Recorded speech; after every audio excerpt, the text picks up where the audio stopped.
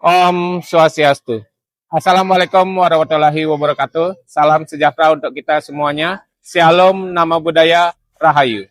Perkenalkan, nama saya I Gusti Lanang Gede Putra Astawa. Saya kepala di SD Negeri 1 Kamasan. Hari ini saya akan membagikan praktik baik tentang implementasi pembelajaran mendalam yang berjudul Teknik Kudari berbasis inquiry kolaboratif, optimalisasi implementasi pembelajaran mendalam di SD Negeri 1 Kamasan. Dalam rangka mewujudkan visi Indonesia Emas 2045, sekolah memiliki tanggung jawab besar untuk bisa menyiapkan generasi muda yang unggul, berdaya saing, dan memiliki keterampilan abad 21. Salah satu upaya yang dilakukan adalah dengan meningkatkan kualitas pembelajaran di kelas. Berdasarkan hasil raport pendidikan SD Negeri 1 Kamasan tahun 2025, untuk kualitas pembelajaran, memperoleh skor baik dengan capaian naik 18,5 dari tahun 2024. Meskipun demikian, skor ini belumlah optimal. Dari hasil eksplorasi terhadap akar masalah di rapor pendidikan, diperoleh informasi bahwa ada beberapa indikator yang perlu ditingkatkan, di antaranya metode pembelajaran, dukungan psikologis, dan manajemen kelas. Berkaca dari hal ini, tentu menjadi kewajiban kepala sekolah untuk mencari strategi dalam meningkatkan kualitas pembelajaran di kelas. Diluncurkannya kebijakan pendekatan pembelajaran mendalam oleh Kementerian Pendidikan Dasar dan Menengah menjadi angin segar bagi kepala sekolah yang ingin meningkatkan kualitas pembelajaran, di mana pembelajaran mendalam ini merupakan sebuah pendekatan yang dirancang untuk menjawab tantangan serta kebutuhan pembelajaran abad ke-21. Tentunya pendekatan ini akan mampu meningkatkan kualitas pembelajaran di kelas. Sebagai sekolah yang menjadi salah satu penerima bantuan operasional sekolah atau BOS kinerja, mempermudah SD Negeri 1 Kamasan untuk segera dapat mengimplementasikan pembelajaran mendalam di sekolah. Melalui BOS kinerja ini, kepala sekolah dan 2 guru bisa mengikuti kegiatan pelatihan yang diselenggarakan oleh Balai Guru dan Tenaga Kependidikan BGTK Provinsi Bali. Dalam upaya implementasi pendekatan pembelajaran mendalam untuk memperbaiki kualitas pembelajaran, banyak tantangan yang harus dihadapi.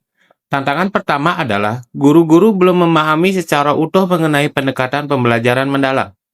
Pengetahuan yang baru mereka pahami sangat dangkal. Pengetahuan tersebut sebagian besar diperoleh dari sosial media seperti Facebook dan TikTok dan terkesan disederhanakan. Hal ini menimbulkan kebingungan di kalangan guru dan kecenderungan terjadi miskonsepsi terhadap konsep pembelajaran mendalam. Tantangan kedua adalah ketersediaan waktu untuk belajar. Dengan padatnya kegiatan pembelajaran siswa, hanya menyisakan waktu 30 menit bagi guru untuk belajar. Waktu tersebut tidaklah cukup untuk bisa duduk bersama dalam mempelajari pendekatan pembelajaran mendalam. Melihat kondisi tersebut, kami menyadari perlu ada solusi yang tidak hanya praktis tetapi juga relevan dengan situasi guru di lapangan. Kami ingin menemukan cara agar peningkatan kualitas pembelajaran bisa tetap berjalan tanpa menambah beban guru yang sudah cukup padat.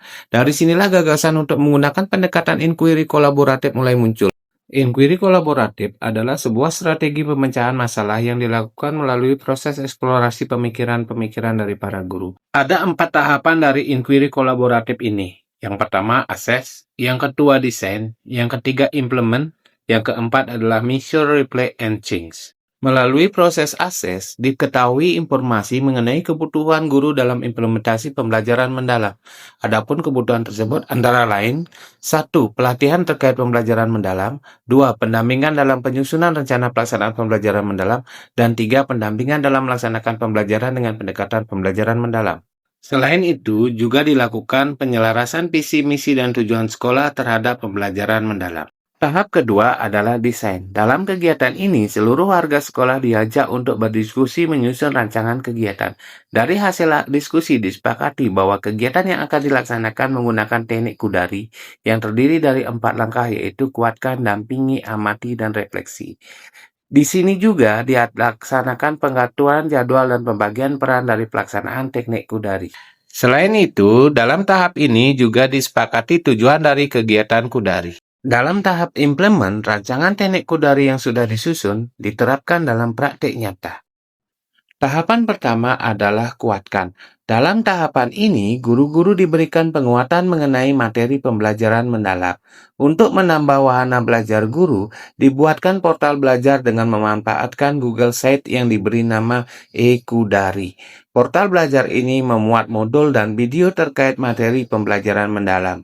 Melalui portal ini, guru bisa memanfaatkan waktu senggang untuk belajar mandiri tentang pembelajaran mendalam. Tahap kedua adalah dampingi. Di sini, guru-guru didampingi dalam menyusun rencana pelaksanaan pembelajaran dengan pendekatan pembelajaran mendalam. Tahapan ketiga adalah amati. Di dalam tahapan ini, guru-guru diamati dalam melaksanakan pembelajaran mendalam dengan menggunakan pendekatan pembelajaran mendalam. Tahapan terakhir dari Kudari adalah refleksi. Kegiatan ini dilakukan setelah seluruh rangkaian pelaksanaan pembelajaran selesai dilaksanakan. Tujuannya adalah untuk meninjau kembali proses yang berjalan, mencatat hal-hal yang dirasakan guru selama penerapan pembelajaran mendalam, serta mengidentifikasi bagian yang masih perlu diperbaiki. Dari hasil refleksi, sebagian besar guru menyampaikan bahwa kegiatan yang mereka jalankan terasa menyenangkan. Mereka merasa lebih sesuai dalam mengajar dan melihat siswa lebih aktif dalam mengikuti kegiatan belajar. Beberapa guru juga menyebutkan bahwa pendekatan ini membantu mereka memahami karakter belajar siswa dengan lebih baik. Tahapan keempat dari inquiry kolaboratif adalah tahapan Measure, Replay, and Change. Dalam tahap measure, kepala sekolah melakukan evaluasi untuk mengetahui apakah tujuan yang telah ditetapkan sudah tercapai atau belum. Untuk mengukur pemahaman mengenai pembelajaran mendalam ini, guru diberikan 20 soal untuk dikerjakan. Masing-masing soal diberikan skor 5, kemudian hasilnya diklasifikasikan ke dalam kategori amat baik, baik, cukup, dan kurang. Berdasarkan data tersebut, dapat disimpulkan bahwa program peningkatan pemahaman guru mengenai konsep pembelajaran mendalam menunjukkan hasil yang sangat positif dan dapat dikatakan berhasil mencapai tujuannya. Analisis terhadap hasil post-test menunjukkan bahwa tingkat ketuntasan guru secara keseluruhan mencapai 80%, di mana 20 dari 25 guru berhasil memperoleh skor di atas atau sama dengan ambang batas minimal yaitu 60. Untuk target, menyusun rencana pelaksanaan pembelajaran dan melaksanakan pembelajaran dengan pendekatan pembelajaran mendalam diperoleh data seperti pada tabel. Dari data tersebut dapat disimpulkan bahwa semua guru mampu menyusun rencana pembelajaran dan melaksanakan kegiatan belajar dengan menggunakan pendekatan pembelajaran mendalam pada kategori baik. Untuk aspek penerapan di kelas, guru juga menunjukkan hasil yang konsisten dengan kategori yang sama. Hal ini menandakan bahwa proses mendampingkan dan penerapan teknik Kudari telah berjalan sesuai dengan tujuan yang direncanakan. Secara keseluruhan, kegiatan ini membantu guru memahami langkah-langkah pembelajaran mendalam secara lebih terstruktur. Meskipun masih terdapat beberapa hal yang perlu diperkuat, terutama pada bagian asesmen dan pengelolaan waktu, hasil yang diperoleh menunjukkan adanya perubahan positif pada cara guru merancang dan melaksanakan pembelajaran di kelas. Temuan ini menjadi dasar untuk perbaikan tahap selanjutnya. Sekolah berencana melanjutkan kegiatan pendampingan secara berkala dengan fokus pada pendalaman asesmen formatif dan integrasi nilai-nilai dimensi profil lulusan dalam setiap kegiatan belajar. Om Swastiastu, perkenalkan nama saya Niwayan Eni Wahyuni, saya guru kelas 1C di SD Negeri 1 Kamasan. Kesan yang saya dapat setelah mengikuti kegiatan Kundari, kuatkan, dampingi, amati, dan refleksi, saya lebih paham dalam merancang RPPM dan mampu menerapkannya dengan lebih baik saat di kelas. Demikianlah praktek baik yang bisa saya bagikan. Mudah-mudahan apa yang saya lakukan bisa bermanfaat untuk kita semua. Om Santi Santi Santi Om. Wassalamualaikum warahmatullahi wabarakatuh.